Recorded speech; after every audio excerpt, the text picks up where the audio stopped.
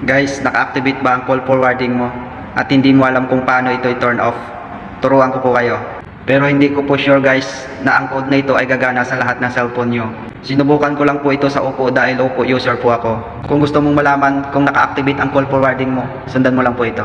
Ang una lang po natin gagawin ay puntahan po ang phone call application. Pagkatapos po ay pindutin lang po natin ito. Dito po sa phone call, para malaman po natin kung naka-activate ba ang ating call forwarding, ay dial lang po natin ang asterisk, number sign, 62, number sign.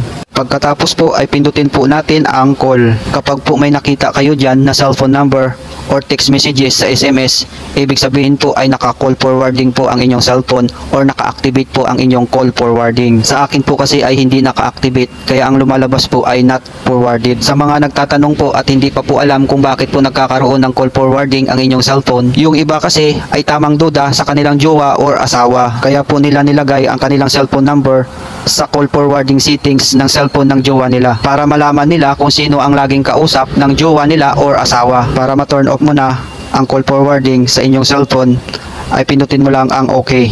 Tapos dial mo ang number sign 002 number sign. Pagkatapos po ay pindutin natin ang call. So ayan po ay mato-turn off na po yan ang inyong call forwarding. Kaya po ganyan ang lumalabas ay hindi po naka-activate ang aking call forwarding. Inuulit ko po, hindi ko po sure kung gagana po ang code na ito sa lahat ng cellphone dahil sinubukan ko lang po ito sa Oppo dahil Oppo user po ako. Kung may natutunan po kayo ay paki-share po itong video at paki-follow po ako para in the next video po ay updated po kayo.